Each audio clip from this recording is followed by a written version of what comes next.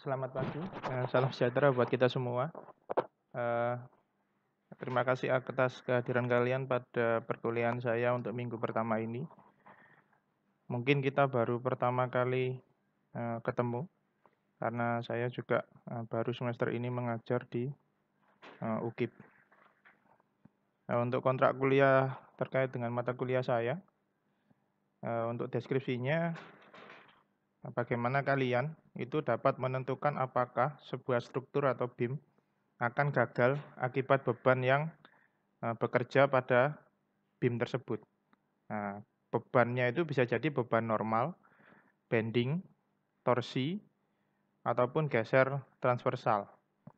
Serta tumpuan yang diberikan apakah dari sisi kekuatan material, defleksi maupun dari sisi buckling. Jadi apa itu defleksi, buckling, kemudian tumpuan dari sisi kekuatan maupun beban normal, bending, dan torsi nanti akan saya jelaskan di beberapa materi ke depan. Nah, tujuan dari perkuliahan ini, yakni yang pertama membuat diagram transformasi tegangan-tegangan dua dimensi secara analitis dan grafis. Kemudian memilih teori kegagalan statis material yang sesuai dengan kondisi material. Jadi kondisi pada saat material itu terkena beban ataupun tumpuannya bagaimana, bebannya terdistribusi, apakah terdistribusi merata atau terpusat, dan lain sebagainya. Kemudian mampu menganalisa kekuatan, defleksi, dan buckling struktur statis tertentu dan tidak tertentu. Lalu yang terakhir, kalian memahami penggunaan metode energi untuk desain bahan, baik secara individu maupun bersama-sama dalam sebuah kelompok. Karena nantinya ketika kalian sudah lulus, kalian bukan hanya bekerja secara individu, tapi juga bekerja secara kelompok. Nah, sistem penilaian untuk perkuliahan saya, untuk kehadiran mengakses materi adalah bobotnya 10%. Ini saya ambilkan dari ketika kalian mengakses materi di e-kampus. Jadi nanti akan saya amati di situ juga kehadiran kalian pada saat mengakses materi video perkuliahan yang saya buat. Itu juga bisa saya pantau. Nah, jadi jumlah kehadiran kelasnya itu berapa. Nah, kemudian nanti tinggal saya pantau berapa yang sudah mengakses dan rata-rata menontonnya itu berapa. Kemudian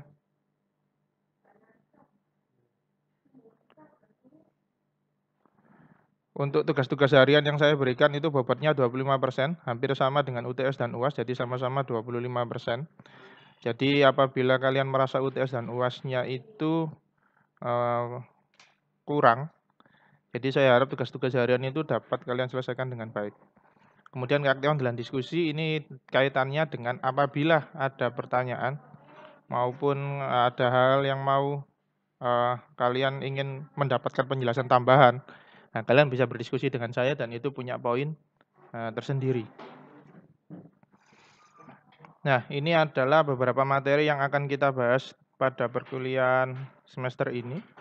Yakni ada axial load, jadi ini pembebanan aksial, ada pembebanan normal, kemudian bending, transfer shear atau kondisi geser material, kemudian ada torsi, ada pembebanan kombinasi, kemudian ada transformasi tegangan, lalu transformasi regangan, kemudian defleksi beam sama buckling of columns. Jadi buckling dari sebuah kolom. Nah, materi yang pertama yakni tegangan. Jadi setiap material adalah elastis pada keadaan alaminya. Jadi kondisi alami dari sebuah material itu punya elastisitas bahan. Sebenarnya sekaku apapun material tersebut, tidak ada material yang punya elastisitas hingga 0. Pasti ada nilainya. Kemudian karena itu jika gaya luar yang bekerja pada benda, maka benda tersebut akan mengalami deformasi. Gaya luar itu gaya yang tidak dimiliki oleh material tersebut. Jadi gaya yang dipengaruhi oleh gaya yang mempengaruhi material tersebut, itu yang disebut dengan gaya luar. Kemudian ketika benda tersebut mengalami deformasi, molekulnya akan membentuk tahanan terhadap deformasi. Jadi ketika dia terdeformasi, maka molekulnya akan membentuk sebuah tahanan yang akan menahan deformasi tersebut.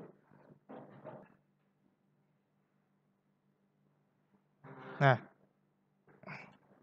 kemudian rumus untuk tahanan ini yakni tahanan persatuan luas itu dikenal dengan istilah tegangan. Jadi rumus tegangan adalah beban yang diterima atau beban yang bekerja pada struktur dibagi dengan luas penampang melintang pada struktur. Jadi itu rumus untuk tegangan. Nah, pada sistem SI, satuan internasional, satuan tegangan yakni Pascal atau sama dengan 1 Newton per meter persegi. Jadi Newton itu diperoleh dari beban yang bekerja pada material dan meter persegi adalah luas penampang luas penampang melintang pada benda. Cuma kalau biasanya saya tidak dalam tanda kutip jangan berpatokan pada ini. Memang tegangannya adalah Newton per meter persegi, tapi ketika kita melakukan perhitungan, panduan kita adalah satuan yang dialami oleh material tersebut. Jadi misalkan, kalau misalkan beban yang diaplikasikan itu adalah kilogram misalnya, dan untuk satuan beban pada perhitungan adalah Newton, maka kilogram dijadikan Newton terlebih dahulu. Begitupun dengan luas penampang. Jika misalkan dimensi yang diketahui adalah milimeter atau sentimeter, nah maka dimensi itu harus dirubah ke meter dulu, baru kalian lakukan perhitungan. Nah, nanti akan saya jelaskan pada contoh soal. Kemudian selanjutnya yakni regangan. Regangan yakni deformasi yang terjadi pada material persatuan panjang. Jadi rumusnya regangan sama dengan omega L per L. Omega L itu adalah perubahan panjang benda. Perubahan panjang benda berarti LO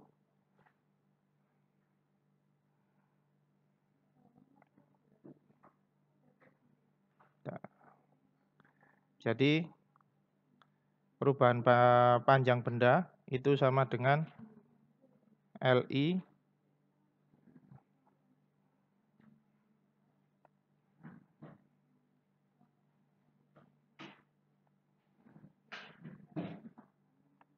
min LO, di mana LI itu sama dengan panjang benda akhir, kemudian LO adalah panjang benda awal atau mula.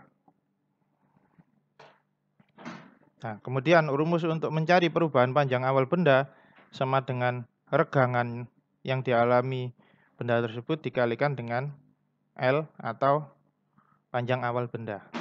Tapi jika misalkan pertanyaannya adalah berapa persentase regangan, maka rumusnya adalah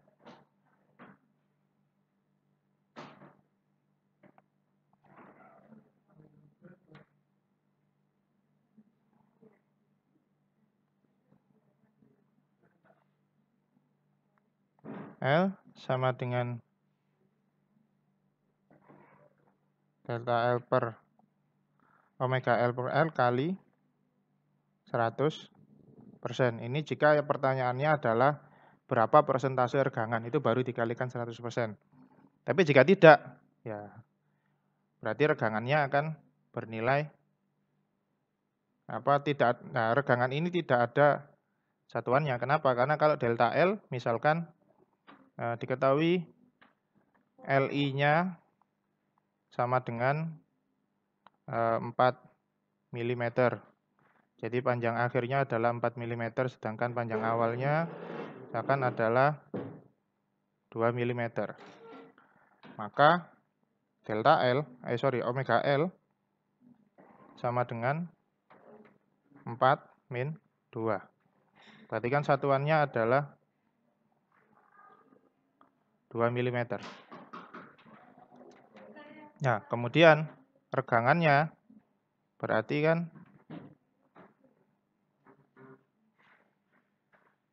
delta L-nya itu adalah tadi 2, panjang awalnya adalah 2.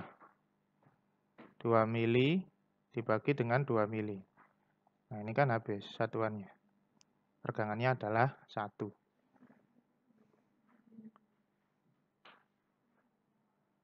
Oke. Selanjutnya, hukum Hooke. Jadi di dalam hukum Hooke, jika benda dibebani dalam batas elastisitasnya, maka tegangan itu berbanding lurus dengan regangannya. Jadi tegangan dibagi dengan regangan itu sama dengan konstanta atau modulus elastisitas bahan, dan nilainya itu konstan, modulus elastisitas tersebut. Modulus elastisitas atau modulus Young, karena di dalam hukum Hooke itu tegangan berbanding lurus dengan regangan dalam daerah elastisitasnya, maka rumusnya adalah seperti ini. Jadi E ini adalah modulus elastisitas bahan sama dengan tegangan, nilai tegangan dari material dibagi dengan nilai regangan dari material. Nah, ini adalah contoh beberapa harga modulus elastisitas bahan dari beberapa material. Jadi kalau baja itu modulus elastisitasnya itu antara 200 sampai 220 GPa. GPa itu berarti gigapascal. Baja tempa 190 sampai 200, besi cor 100 sampai 160 dan seterusnya sampai timbal itu modulus elastisitasnya hanya 10 gigapascal. Nah, kemudian ini deformasi yang terjadi dikarenakan gaya yang bekerja pada material. Jadi misalkan sebuah benda itu mendapat tegangan tarik. Jadi sebuah benda A, nah ini dijepit,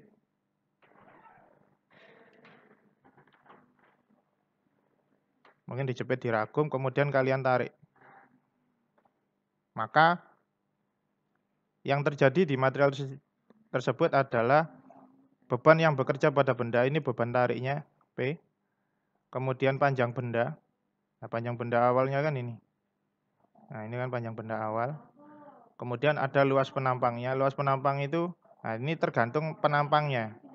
Jadi jika kan penampang benda itu sebenarnya hanya ada 2. Jadi ada penampang itu berbentuk ron atau bulat, ataupun penampang berbentuk persegi 4. Nah, kalau ron bulat kan berarti rumusnya adalah pi R kuadrat untuk luasannya. Pi dikali R kuadrat. Nah, ini kan ada R-nya. Sedangkan kalau bentuknya persegi, berarti kan luas penampangnya sama dengan panjang dikali lebar. Kalau misalkan itu sama sisinya ya berarti sisi kali sisi. Kemudian dia, karena dia ditarik maka timbul tegangan yang timbul pada benda. Kemudian ada modulus elastisitas dari material tersebut, dan ini tergantung materialnya apa. Kemudian ketika dia ditarik, maka terjadi yang namanya regangan. Nah, nilai delta L, perubahan regangan, itu adalah deformasi yang terjadi pada material. Maka dapat diketahui, untuk menentukan tegangannya, kita peroleh dari beban dibagi dengan luas penampang. Kemudian untuk regangannya bisa kita peroleh dari tegangan dibagi dengan modulus elastisitas bahan, atau juga bisa dengan beban dibagi luas penampang dikali modulus elastisitas. Sedangkan untuk deformasi yang dialami oleh material bisa kita peroleh dari regangan dikali dengan panjang awal material, atau bisa juga dengan tegangan dikali panjang awal dibagi modulus atau elastisitas bahan, atau bisa juga dengan beban dikali panjang awal dibagi dengan luas penampang dikali modulus elastisitas. Nah, rumus yang saya jelaskan ini juga digunakan apabila material itu mengalami tekanan. Kalau ini tadi kan contohnya ketika dia mengalami tarikan. Jadi misalkan ketika dia juga mengalami tekanan, jadi misalkan material ini ditekan, jadi dipres, maka rumus ini juga berlaku. Nah, cuma yang membedakan adalah kadang dalam perhitungan nilai tegangan dan regangan tarik ketika dia mengalami tarikan nilai tegangan dan regangannya itu selalu positif. Tapi ketika dia mengalami tekanan, maka nilai tegangan dan regangan tekan atau kompresi itu berarti negatif. Jadi kalau nilai tegangannya negatif, nilai tegangan dan regangannya negatif, berarti material mengalami tekanan atau kompresi. Tapi jika nilai tegangan dan regangannya positif, berarti material mengalami tarikan. Dan nilai positif dan negatifnya harus tetap ditulis, bukan diabaikan. Karena itu menandakan apakah material itu mengalami tarikan maupun atau mengalami tekanan. Nah, untuk sebagian besar material, modulus elastisitas untuk kompresi itu sama dengan tarik. Jadi sebagian besar material, modulus elastisitas antara tarikan dengan kompresi itu sama. Nah, contoh misalkan sebuah batang dari baja dengan panjang 1 meter dan penampangnya 20 mili dikali 20 mili mendapat gaya tarik sebesar 40 kN. Carilah perpanjangan batang jika modulus elastisitas material adalah 200 GPa. Nah, dari soal ini bisa kita ketahui bahwa materialnya itu berbentuk persegi. Kenapa bisa kita tahu persegi? Karena penampangnya adalah mempunyai ukuran yang sama, yakni 20 mili dikali 20 mili. Karena dia punya penampang yang sama, maka bisa dipastikan dia adalah bentuknya, penampangnya adalah persegi. Bentuk penampang itu gini loh, misalkan sebuah balok, misalkan sebuah balok. Nah, kemudian balok ini kalian kalian slice, kalian potong. Nah, maka penampang yang bisa kalian lihat di sebelah sini, sisi sini. Nah, ini yang disebut dengan jadi penampang itu adalah bagian terkecil dari material ketika dia terpotong, itu penampang. Jadi kalau misalkan ini digambar, nah penampangnya itu kayak gini.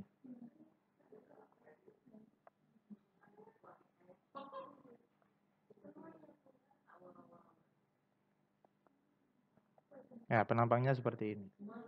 Nah, penampang ini yang nanti kita jadikan patokan pada perhitungan tegangan. Nah, sehingga diketahui bahwasanya L panjang mulanya adalah 1 meter. Nah, kemudian kita jadikan milimeter, 1000 milimeter. Nah, kemudian luas penampangnya tadi sudah kita ketahui sisi-sisinya, yakni 20 kali 20, maka bisa kita hitung luas penampangnya adalah 20 mili kali 20 mili sama dengan 400 mm persegi. Nah, kemudian kita ketahui juga gaya tariknya adalah 40 kN. Jadi beban tariknya adalah 40 kN. Kalau kita konversi ke Newton, berarti 40 kali K itu kan 1000. Jadi kalau kita konversi ke Newton berarti 40.000 Newton. Sedangkan untuk modulus elastisitasnya adalah 200 GPa. Maka kalau kita konversi ke Newton per milimeter persegi, itu berarti 200 dikali 1000, jadi 200.000. Karena 1 GPa itu sama dengan 1000 Newton per milimeter persegi. Maka ketika kita cari, di sini kan pertanyaannya perpanjangan batang, maka perpanjangan batang sama dengan omega L, perpanjangan batangnya kan omega L. Maka omega L sama dengan beban dikali panjang mula-mula dibagi dengan luas penampang dikali modulus elastisitas dari bahan. Kita ketahui bebannya adalah 40.000 Newton, kemudian dikali panjang mulanya adalah 1000 mili. Nah, kemudian dibagi dengan luas penampangnya kita sudah ketahui 400 mm persegi dan modulus elastisitasnya adalah 200.000 Newton per milimeter persegi. Jadi biasakan satuannya juga ikut tertulis karena satuan ini nanti menentukan satuan akhir dari material. Kayak seperti ini. Nah, di sini sudah ada Newton, ini pembilang Newton. Berarti satuan Newton hilang. Kemudian ini milimeter persegi. Nah, di sini ada penyebut milimeter persegi, ini juga hilang. Maka satuannya adalah sisa milimeter. Ini tinggal dihitung, maka hasil akhirnya perpanjangan batangnya adalah setengah milimeter. Nah, kemudian contoh kedua, silinder berlubang dengan panjang 2 meter punya diameter luar itu 50 mili dan diameter dalam 30 mili. Jika silinder memikul beban sebesar 25 kN, carilah tegangan pada silinder. Cari juga deformasi yang terjadi pada silinder jika harga modulus elastisitas dari material silinder adalah 100 GPa. Nah, dari contoh ini bisa kita ketahui bahwa materialnya adalah pipa. Kita tahu pipa karena dia punya diameter luar dan diameter dalam. Jadi ada diameter luar, kemudian ada diameter dalamnya. Di mana diameter luarnya adalah 50 mili dan diameter dalamnya adalah 30. Oke. Jadi diketahui panjang mulanya adalah 2 meter, kita konversi ke mili jadi 2000 mili. Kemudian DO diameter DO itu diameter outer atau diameter luar itu 50 mili dan DI adalah diameter inner atau diameter dalam yakni 30 mili. Kemudian beban yang diaplikasikan ke material yakni 25 kN. Berarti kalau kita konversikan ke Newton ya tinggal dikali 1000 jadi 25.000 Newton. Kemudian E-nya adalah 100 GPa. Nah, 100 GPa kalau kita jadikan satuan Newton per milimeter persegi hanya tinggal dikali 1000. Jadi seperti contoh saya tadi karena 1 GPa sama dengan 1000 Newton milimeter persegi. Maka luas penampang pada silinder, nah rumus ini adalah luas penampang untuk silinder berlubang. Jadi untuk pipa, luas penampangnya rumusnya adalah pi per 4 dikali DO kuadrat min DI kuadrat. Ini tinggal dimasukkan saja. Karena 50 kuadrat milimeter kan satuannya jadi milimeter kuadrat, maka hasil akhirnya adalah 1257 mm kuadrat hasil akhirnya. Kemudian tegangan yang terjadi pada silinder, yakni tegangan sama dengan P itu beban dibagi luas penampang. Bebannya tinggal dimasukkan 25.000, kemudian nilai luas penampangnya juga tinggal dimasukkan saja. Jadi 1257 mm persegi. Newton per milimeter persegi. Jadi satuannya langsung seperti ini. 19,9 Newton per meter persegi. Kalau kita jadikan megapascal, hasilnya tetap 19,9 megapascal karena 1 Newton per milimeter persegi itu sama dengan 1 megapascal. Jadi tinggal hasilnya sama. Jadi sama dengan 19,9 megapascal. Kemudian untuk deformasi yang terjadi pada silinder, maka beban dikali luas penampang mula dibagi luas penampang dikali modulus elastisitas dari material sama dengan 25.000 Newton dikali 2000 mm dibagi 1257 mm persegi kali 100.000 Newton per milimeter persegi. Nah, maka dari sini sama seperti tadi perhitungannya karena ini Newton dibagi Newton berarti hilang satuannya. Milimeter persegi dibagi dengan milimeter persegi pun hilang, satuannya tinggal milimeter. Ini tinggal kamu hitung, hasilnya adalah 0,4 mm. Jadi itu adalah dua contoh untuk perkuliahan pertama ini. Kemudian kalian coba untuk menyelesaikan tugas pertama untuk pertemuan pertama kali ini.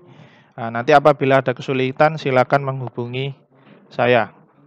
Demikian perkuliahan ini saya berikan, kurang lebihnya saya mohon maaf. Terima kasih atas kesediaan kalian untuk mendengarkan materi kuliah saya pada pertemuan pertama ini. Semoga Tuhan memberkati kalian semua. Terima kasih. Selamat siang.